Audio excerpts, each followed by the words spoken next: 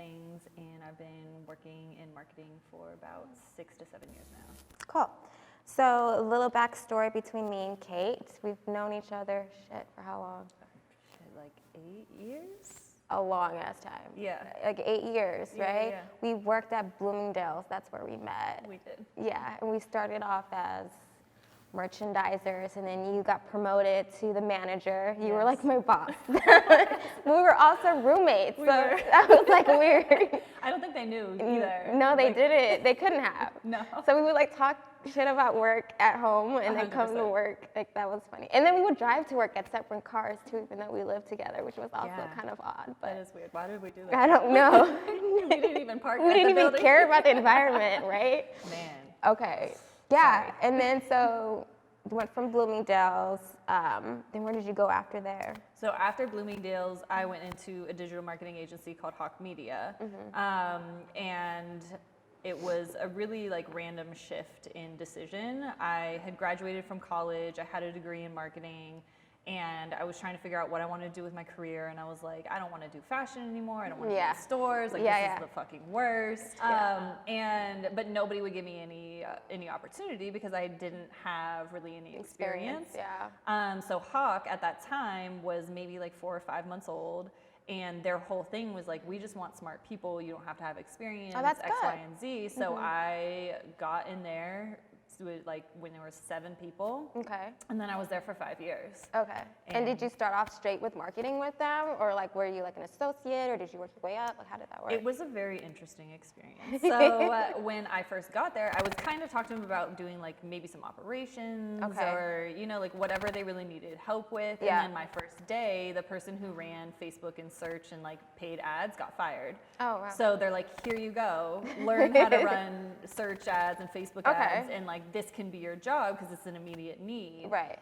And that was like, the rest is history. Yeah. But then from there, just like grew out that channel, like got really involved in like learning how to run Facebook ads and search ads. Like even went to Facebook when they were creating the tests that people take to get Facebook ad buying certified. I was one of the beta testers for that. Oh, cool. So Facebook hit me up and had me come to the Bay and take that test. And then, yeah, that's really where my marketing career started. Yeah. Just full-fledged, like going crazy into clients. So what was your ending title when you left? VP of Operations and People Operations. Okay, so what does People of Operations mean? It's kind of like HR, but not the like compliance, crazy, boring law stuff. It was, so at Hawke, because I had been there for so long, and by the time I left, I was like the 3rd senior person behind the founders. Really knew everything about the company, had dabbled in most of the different channels, like the strategy channel, oversaw all of the different departments, and had all these people working under me.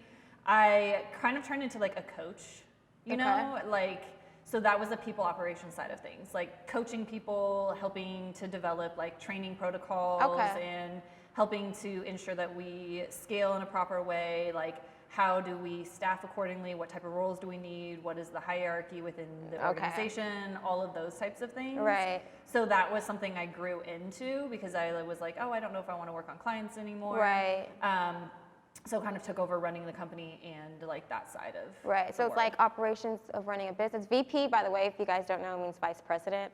It's not, you know, some people just don't know. But so you did the operations of the company itself and kind of like the operations of the people within the company. Yeah. Like Hawke was a massive, like rapid growing company. We doubled every year. We went from like, when I left, there was maybe 140 people there. In the course of like 4.5 years, we grew that much. So it was important to structure it properly and like make sure that we had all of the resources that we need because it was just like ever growing. So setting that foundation so that when they grow, they're good. Yep. Okay, so after Hawke, then you went. Then I took 3 months off to like figure out my life. I went to Costa Rica. Nice. And picked up like a couple freelance clients. One of which was a marketing company or marketing for a cannabis company. And another one was working within an agency, kind of similar, like around their people and what they need and all of that. But I freaked out because I'd never freelanced in my life, and I was like, this is scary and confusing. I don't know what to do. Right. So I went full time into BeautyCon for a little bit. Okay. And went in as kind of like their people operations person as well.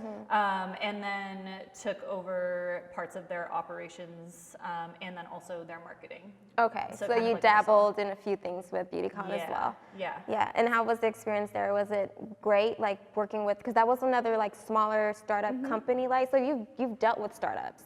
Yeah, it's my world. Yeah, so why do you love startups so much? Because I love startups too. Yeah, it's because you get to do so much more. You have so much more visibility into everything that's going on. You really get to like understand a company through and through. Yeah. I mean, we worked at Bloomingdale's together, and they literally wouldn't let us change anything. They did the same damn denim trend for like 4 years straight, and I'm like, okay, can we move on? Right.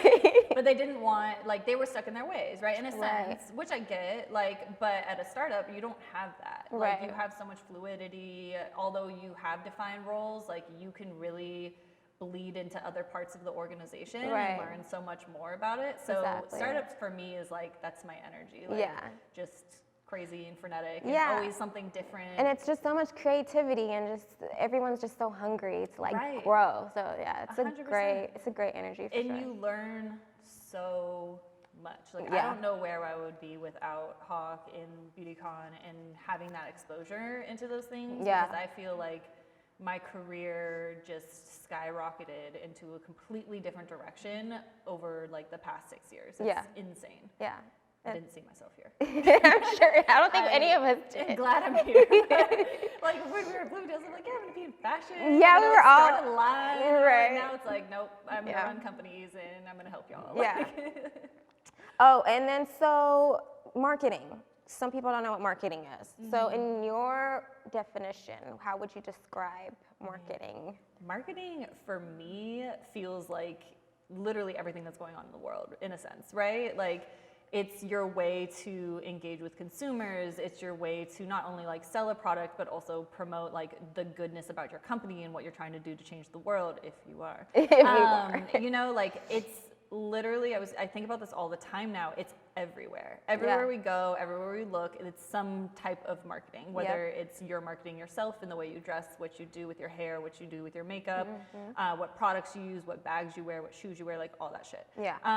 And, you know, for companies, it's really a way to engage and build communities in my mind and like get like-minded people together and have a place where they can have products that make their lives better or places that make their lives better, whatever it may be. So to me, like that is marketing. I really look at it as more than anything like communication, like good communication, like solid messaging. That is where you win in marketing. Yeah. And so why is it important?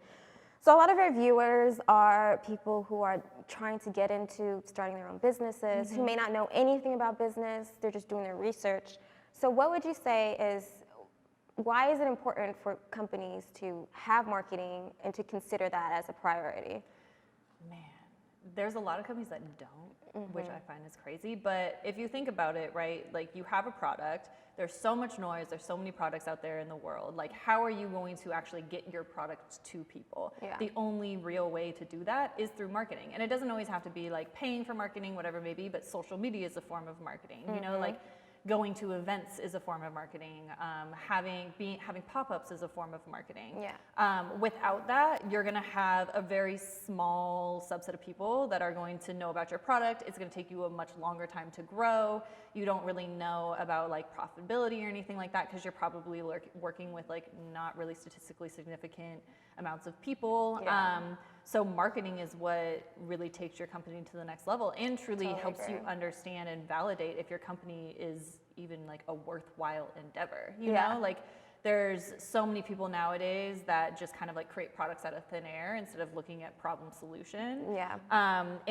Without marketing, you can't validate if that's going to work in the market or not, you know, and then that helps you kind of change your product, change your company, change your messaging, all of those different things. This is what marketing does. Yeah, for sure. And what are some misconceptions about marketing? So many. I think the biggest one that I always get with clients, and this was at Hawke, this is, you know, on my own, is that people think that marketing is like a silver bullet to making revenue.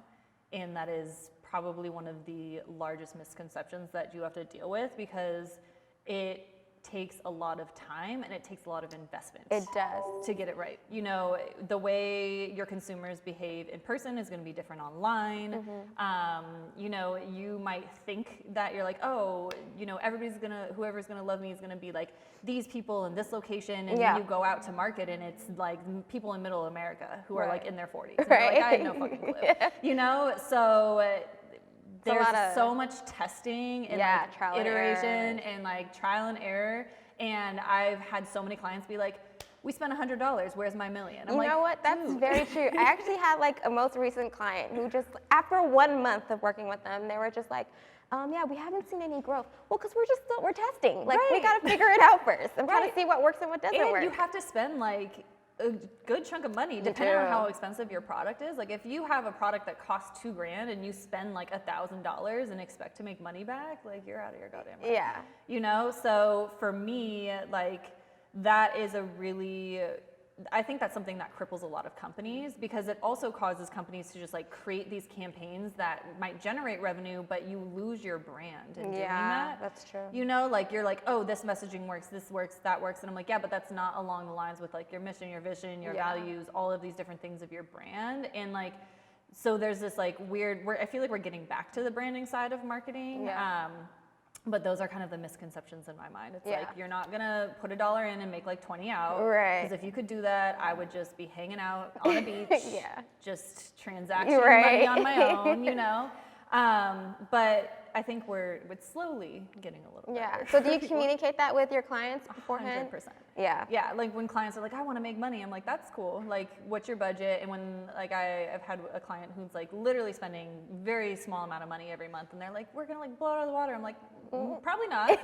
You know, like, but you know, also looking at, and what I try to train my clients on more than anything is not looking at direct returns from like money spent, money in. Okay. But look at everything holistically, right? Like, how has the growth organically increased? Like, how has email conversion increased? How has your social conversion increased? You know, like looking at the money you spent, let's say on paid ads, and being like, well, we spent 500, we only made 200 back. It's like, understood, but with those people who spent $200, what's their lifetime value? Are they returning? Are they coming back? Are they telling their friends? Like there's digital marketing especially, you have to track so many different avenues to really show true success, or else you could be turning something off that actually is growing your business in the long term. Yeah, very good points. How do you feel that social media has impacted traditional marketing? I mean, I think it's really interesting because you have some brands that just like kill it on social, and social is their main kind of revenue driver, and it really catches fire. And then you have some brands that really struggle on social. So I think for me, it's a hit or miss. I think you need to have a really strong social, but at this day and age, like solely relying on social to be your main revenue driver is probably not going to go over as well. You know, like it's just so many people on there. It's so noisy, and all of the algorithm changes that all Facebook the time, and Instagram like to do to mess with your lives. They do it so you spend money. That's their point. Like, buy ads and you can get in front of your fucking consumer. Like, you know, so I think that social has definitely like disrupted the space for a while, but I think it's normalizing again a little bit. You know, because it's not going to stay like that forever. No, it's not. The more changes they make, the more changes is going to happen with social media 100%. marketing. And so we talked about how you found yourself in the career that you're in right now. So where do you see yourself in the future? What do you have plans? Let's take a little bit back. What are your plans for 2020? My plans for 2020 are abundance, just in all aspects of life. Well, I mean, I'm a new freelancer, like we kind of talked about prior to this interview. But I recently kind of went out on my own. And for me, like more than anything, it's creating more of the lifestyle that I want, and working with really cool companies that are doing great things in different spaces, and like smart founders that like challenge my way of thinking. Like I'm just addicted to growth and like addicted to being a better person. So for me, freelancing was a really interesting way to like get out there and work with a lot of different people who really expand my knowledge and my abilities.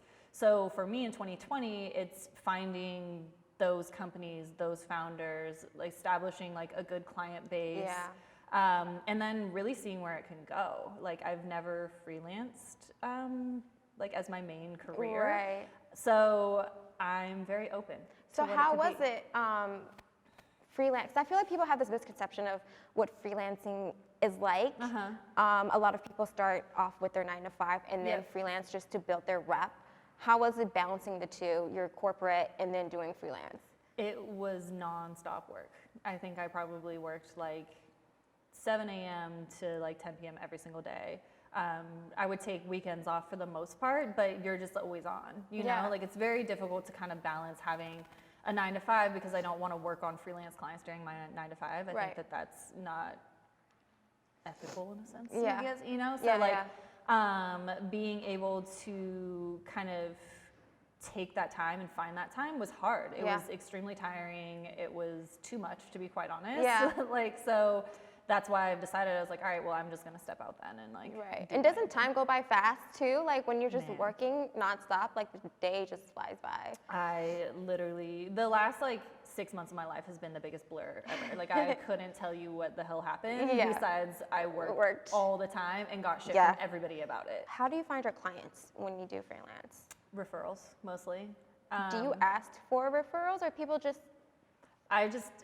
Recently I've just been like, hey, I'm freelancing, this is what I'm doing. People are like, I have a client for you. It's been like, and that's why I say abundance for 2020, because it feels overly abundant, which is, I mean, knock on wood, that's a great thing to have. But I mean, because I've worked on so many clients through Hawke and because like I've just been able to network with so many different people just through that job alone. Thank you, Hawke. I'm pretty, it hasn't been difficult yet. It will be, you know, but for the most part, I want to meet people through referrals because I want to know that they aren't insane. For the most part. I want to know that they're good people. I want to know that like they have a good company and like I want to know a little bit about them before like going in and trying it out. But that's also the great thing about freelance is like you get to go in and try it out for like a month and if you're like, hey, we probably don't work well together. It's a little bit easier to separate. Right. Okay, last question. So how do you balance your day? Because now freelancing, you create your own hours, you decide who you want to work with, who you don't want to work with. And I feel like people with the 9 to 5, you have a structure where you have to be there a certain time, you have a lunch a certain time, you leave a certain time. Freelance, you don't have that type of discipline. So how do you create that? I live and die by a calendar. Like if something is not, even my like lunch is with friends are on a calendar or I'll forget about it. Like my entire life is extremely scheduled out, which is like nice, but also annoying at times. But for me, like I really make sure that I make time for my personal things, like going to the gym and like cooking and eating and just being healthy. And then I build my schedule around that. So sometimes like I'll work super late into the night and sometimes I'll work super early. Some days I'll just take off fully. Like I just try to balance everything out, like with the time I spend in offices with people versus like meetings versus working from home. In the new year, I'll get like a co-working space or something along those lines because I'm really bad at working from home. Like I just procrastinate like crazy. So I think having like leaving and going someplace where like you have that kind of like memory of working there, I think is really helpful as a freelancer. If you try to do everything from home, even if you have an in-home office, I mean, there's just 100 other things you want to do. I want to clean. I want to smoke weed. Like, I don't know. My show is on. I got to I got to watch fucking my show and like do this, or I got to run errands. So I really like, I build my day and schedule and times around things that I know that need to be done. And I really try to like know for the next couple of weeks, like, okay, this needs to happen. So I'll schedule out a couple of hours just to work on that. And then I stick to it. You know? And that's, like, that's the hard part. It's that's like the hard part. Sticking to your schedule and not 100%.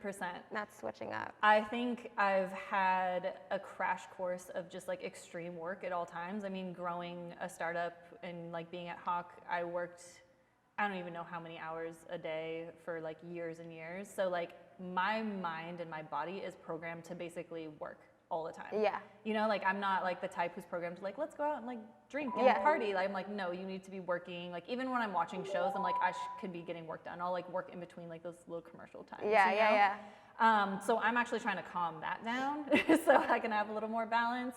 But for me, it's just like, it's pushing through the uncomfortable moments when I don't want to do anything. Yeah. And realizing that like, it's not going to take me that long. And the minute I get it done, I'm like open and free. Right. So I don't have to stress out anymore. It's like, hey, like you sit up here and you get like, oh, I don't want to launch these ads. I don't want to do this. It takes so much fucking time. And it's like, it's going to take you a couple hours. And the minute you're done, it's like, okay, now I can do whatever I want. Then you can move on. Right. I don't have anything else to worry about. So that's kind of been my biggest thing, is just like discipline and pushing through the moments where I'm like, I don't want to do anything. Yeah, totally. So now that you're freelancing, what is your information just for anyone who needs marketing, who needs some consultation even, which is, for those who don't know what consulting means, it means to ask questions and get professional answers. I think the best way to reach me is probably through LinkedIn. And it's just Kate, K-A-T-E, last name A-U-R-E-L-L. So you can search me. I think I'm the only one. I think you are. Which is great. Yeah, just Google her, guys. Really easy She's on Google. Don't Google me. I don't know what's in there. Don't do that. But yeah, you can hit me up on LinkedIn, message me, and I'm happy to set anything up. Yeah. So that's it for today's episode. You guys can go ahead and hit the subscribe button and the, the alert? Who knows what it is, but we have so much more in store for you guys. And thanks again, Kate Aurell, for stopping by. Of course.